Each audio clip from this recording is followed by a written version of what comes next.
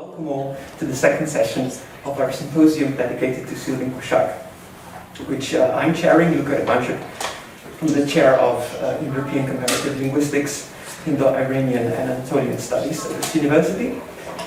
There will be two talks here, both of them remote talks, by Enrique Jiménez and by Priti Shukla, Amba Kulkarni, and Devanand Shukla. And first of all, let's welcome among us Enrique Jiménez from Ludwig-Maximilians-Universität in München, who's working on the Electronic Babylonian Library. And he'll be giving a talk, the Electronic Babylonian Library, Taming the Cuneiform Jungle. So, Enrique, please. Indeed. Oh, very good. So, well, I would like to thank you again for the invitation. It's an honor to participate in this conference. I never met Sylvain Koschak. I've only heard from Jared Miller very fond things about him. He says that he was the most good-natured man he's ever met. I'm very sorry that I never got to meet him, but as everyone in the field, I use and enjoy his concordance, which is a massive achievement. It's something that has completely transformed the field of Hittite studies, and without whom no one could really work in this field. Unfortunately, we don't have anything similar in Assyriology. We never have, or we haven't had for a very long time, a Sylvain Koschak or a Geoffrey Miller in Assyriology, so we are playing in a different league. I would like to show you in this talk first the work that we have been doing on the Electronic Babylonian Library project, and then very specifically the work that we have been doing trying to create a proto-concordance, a very basic bibliographic tool over the last few years. It's going to be a bit of a technical talk, but I think what the occasion calls for it. So the Electronic Babylonian Library is a platform that was created in the framework of this project, the Electronic Babylonian Literature project, that was funded, or is still funded by the Alexander von Humboldt Foundation until next year. This is the team at its maximum expanse, so to say. So everyone who has collaborated in the project, we have both people at the beginning of their career, so students, postdocs, and then of course also developers and people from machine learning and from other similar fields. The idea of the project originally was to create a big corpus of texts with all the dictionary texts from ancient Mesopotamia and a big corpus of fragments, and then to have algorithms try to align the fragments with the texts. This is a very nice representation of the two databases we wanted to create. The databases are essentially created. Both databases are much larger than originally intended. The fragmentarium, when it first conceived the project, I thought it would have a maximum of 100,000 lines, and now we have 350,000. And the corpus is also much larger than originally intended. The fragmentarium has its, so you can find it online. It's basically the search that we have at the moment. It grew very quickly because we got lots of donations. We were not the first people who tried to compile a fragmentarium, so a collection of all the fragments that we could get our hands on. There were lots of people who tried to do it before, but we were the first one who tried to do it in Assyriology digitally. So to do that, we digitized lots of collections of transliterations. Here you can see a copy by Gers, a copy by Volga, a copy by Strassmayer, Lambert, and even George Smith. We put them all together and we use them for compiling our fragmentarium. This is everyone who donated transliterations to us. It's a very long list. Many of them are still alive, some of them are dead, and we got the copies from the academic executors or from the collectors that give them. We developed a system for entering text, which is based on the ADO system developed by the CDLI and ORAC. it's an expanded version of it. Flavor of it is fully documented and is 99% compatible. It's very easy to transform. If you see any addition, they can be downloaded in a multiplicity of fragments or formats. We also have an API where you can download all the transliterations. The photos can also be downloaded. So basically, when we enter the transliterations, we enter them in this format, which is passed on the fly to a JSON tree that looks like this, which is what we actually save in our database. So what the user sees here is calculated automatically from the JSON tree, which you can see here, which is extremely verbal. So for each word, we have something like 50, 100 lines. Yeah, this is how it looks on the website. So again, it is transformed to a aseology-friendly format, to the format that aseologists would expect. Yeah, well, you can see accents instead of sub-indices and details like that. It's called the fragmentary, so you may think that it only has fragments, but it has very long editions, such as this one. This is the longest still unpublished tablet in the world, as far as I am aware, or at least the longest easily accessible unpublished tablet. It's a collection of taboos. It's in Philadelphia. It has the number CBS 16, and it's so difficult to read that it hasn't been edited before. So the first edition that you will find is this one on the second side. It has something like 100 lines. This is another one from Cuneiform. You may think that all tablets from Cuneiform were edited. They were not. They were less than half of them were edited. And in the course of the project, we have edited the other half. You have here all the transliterations now. We had a photo project in the British Museum. You can see our photographer here, Ivan Kessler, photographing tablets. And we have photographed around 17,000 tablets plus around 6,000 fragments, around 23,000 tablets in total. All the photos are accessible online, and we have transliterated really many of them. And that's why we have so many tablets. So these are tablets that were previously very difficult to access. We have to go to the museum with a very vague description in the catalog, see what they have. Now the photo is online, the classification is online, the transliteration is online. So it's broadened the field very much. We also had a photo project in the Iraq Museum. You can see here our conservator, Taming working in the Iraq Museum. And here one of the tablets that we have digitized. We have digitized all the tablets from Humboldt in the course of the project, and the photos are also available online. It's the first, as far as I know, the first project to digitize systematically tablets in the Iraq Museum. The search is very powerful because it searches for science and not for readings. So if you search for Kaalu, here you will find Kaalu, but also Kaada, because in the first millennium is the first sign. If you search for Tesh number 2 here, you will find Lik, which is another reading of Tesh number 2. Here you will find Hul, which is Igi plus Ur, which is another, it's a composite of that sign. So this is extremely easy to use, for that reason there are lots of people who are using it to find many joins. We have made around 1,500 joins, so every single text, or pretty much every text, from the first millennium we have joined to other texts. In this case you can say, you can tell that it's all Photoshop joins, so the joins are still being checked in the museum. Around 300 of them have been checked already, but checking all 1,500 will take many minutes. Yeah, this is the interface that we have. We also have an interface for noting, for annotating signs. We have a collection of 50,000 annotated signs that you can also see in our sign interface, which you can see here. We have digitized the Mesopotamian striking lexicon so that it can be used also digitally. And this is the collection of signs that we have classified by period, with the date, and so on.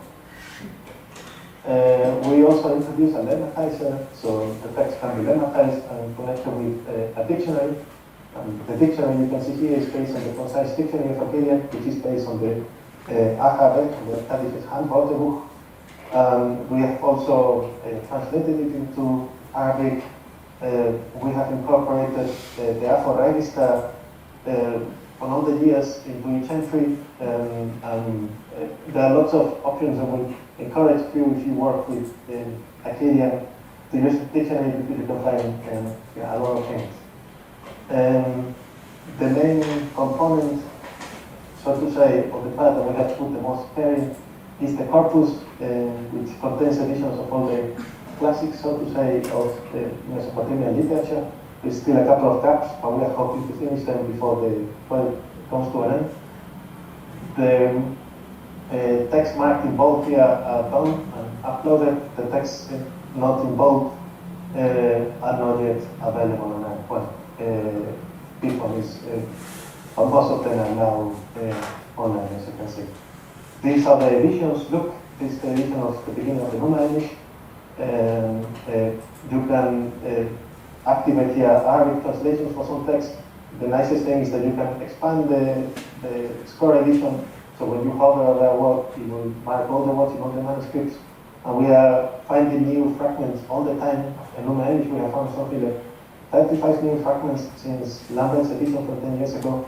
And whenever we find something new, we incorporate it there so that the editions are continuously updated.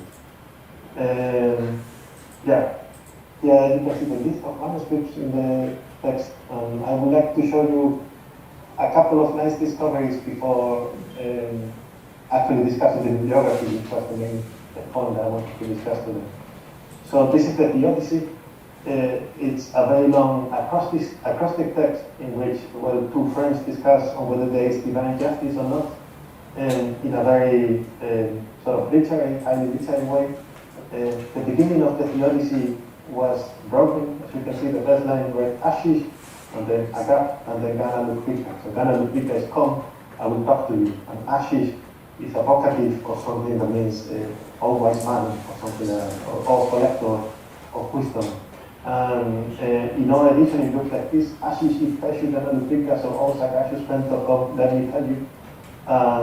We could restore the text because we found another version of the catalog of texts and authors. It is a very central text for Mesopotamia. It is the only place where we have a list of all the texts paired with the authors, which are purported to have edited the text. And you can see here there is this rather nondescript fragment where we could read the second word of the Theodicy that was missing in the version here. It's one of the fragments that we digitized in the project. I will show very quickly the matching algorithms that we have developed. So the main problem for any matching algorithm is that the fragments that we have to match with the text are very small, and in Akkadian there is no, or in any Cuneiform language there is no standard orthography. So there is no commission that tells you how to write a word. So the same word that should be Eshita can be written as with the sign 2-4, with the sign 2-2, with any other possible signs. So if you try to do the logical way, you will take the sign 2-2 and take all the possible readings, and then you will take all the possible readings of all the readings of 2-2, and then you will get into a labyrinth, and there is no way out of it. So what we did is to implement a text alignment algorithm, so a string alignment algorithm that will search for sequences and score them. We create a series of replacements that were the most common ones in Akkadian. We calculated them automatically with the corpus, and this was this, and this was the first fragment that the algorithm identified. This rather unpromising fragment that we got from a copy by Lambert, as you can tell. It was aligned because the signs are the same with the beginning of Ludwig-Maximilians-Universität and the point of the righteous suffering. Good. So I will now go a bit more slowly. I want to talk about the bibliographical component of the EBL. So when we started the EBL, we wanted to edit all fragments that were available from the first millennium that were unpublished. So the first problem was, of course, to decide what is unpublished and what not. We have no concordance in archaeology, so it's nearly impossible to tell which fragments are published and which fragments are unpublished. If you go now to our website, you will see that we have a very good collection of references. If you click here, you will get the reference, you will get a link, you will have a POI, and you can search for the references and so on and so forth. But this is now the way that we have collected these references is by indexing books. So in our bibliography, we have around 10,000 references. So bibliographical references. Of these, we have over 200,000 individual references. So these sort of references here, and 9,500 books and articles are listed there. 3,000 of them are in the corpus, and we have indexed 600 books and articles systematically. You can get a list of them on our website. The way that we have indexed them is students have gone through them and created Excel lists, such as this one, where they will tell us the number of the tablet, the pages in which it is edited, whether it is a copy, or so which sort of reference it is, and so on. It's a very time-consuming task, but there's no other way to know which tablets are public or what is the latest edition. So the index of the MSL, of the Mesopotamian, Materialium Sumerian Lexicon, have around 5,000 entries. So there's this collection of texts. In total, as I said, we have 200,000 of them. Once the students create these Excel files, we convert them to a JSON, and we try to import them into a fragmentary. We don't have all the tablets in the world in the fragmentary yet, so many of them cannot be matched. So we set them to a file, and then when we create new entries, we import this file. So they are not lost. One thing that was very useful in particular at the beginning is Borges' catalog of the Kuyujic collection, which he had been preparing since the 1970s, but he never got to finish. And before, in the course of his last visit to the British Museum, we had the good sense of leaving a copy of it there, and this is the copy that we have been using. Of course, it's not completely superseded because of our work, but it was very useful at the beginning to see what was published where. This is how the catalog, Borges' catalog, looked. You can see here it has almost 600 pages, and it's compiled in a very vulgar way. So you will have the reference to the best copies, the reference to the Betzel copies. Of course, Borges was the only person in the world who had a copy of the Betzel copies, so the index was primarily intended for his own use. Now we have digitized also the Betzel copies, so it actually makes more sense. You can see here the joins and the person who joined the tablets and so on and so forth. At the beginning, we had the idea, so as I said, we had the problem of deciding which tablets were published and which ones were not published. To have an idea of doing this very quickly and to create the so-called uncurated references, which you can still find in our website. What we did is to create a script in the PDF collection. So the collection of PDFs of the Library of Archaeology in Munich, we created a search that went through all the K numbers, BM numbers, CDS numbers, and stored the results. According to German law, you can do that. It's allowed to use library contents in an automatic way, and this is what we did. And here you have just the number, the name of the PDF. It was a very simple, a bit of brute force idea, but it worked very well. And that way we created nearly 400,000 uncurated references, which can still be found. I want to show another thing that we just finished with. So as you know, the Afro registers have been indexing bibliographical literature since the 1970s. The last issue was published in 2021, and this is the way that they do. Traditionally, one will go to the library and go through one issue of Afro register after the other, and if one is interested, let's say, in error, you have to go through 35 or 40 issues and search for error in there. What we have done is we have digitized this, and we digitized it first by OCR, so performing OCR on the whole collection using Google Cloud Vision. It is a very accurate OCR. And then we have a student going through them, correcting tiny issues, and especially introducing these very simple codes that then make it very easy to transform the whole into a database. Then another student using the program OpenRefine, build the database, replace all the given and add and deselven and so on by the actual references so they can be used as a database. And yeah, so in total the Apple registers contain 41,000 references, and we have just imported them into a database. So this is the way that they look now on the EBR platform.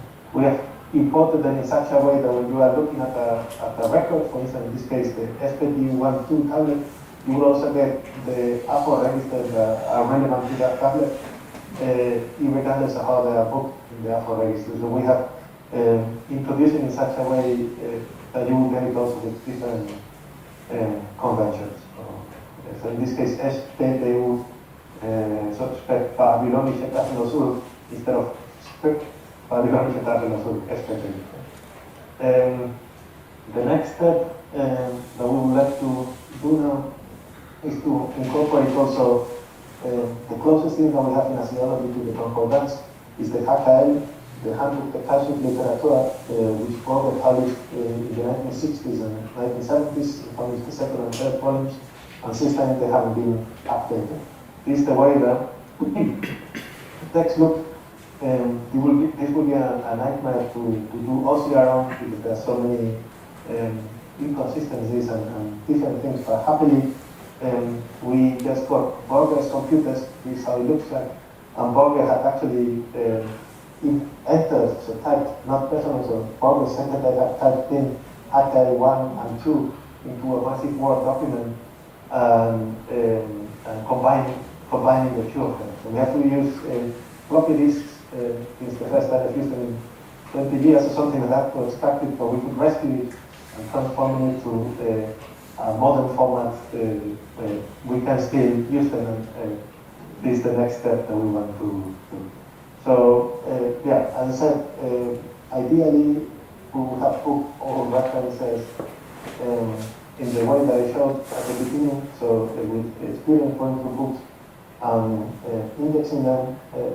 But of course, there is a lot published in archaeology, and it will take a very long time to make it completely comprehensive. But these ways, using the uncreated references, the Apple register, and the HKL2, as probably called it, are ways of providing a bibliography that is more or less up to date. With that, I would like to finish my talk. I would like to thank you for the invitation and for your attention. Thank you.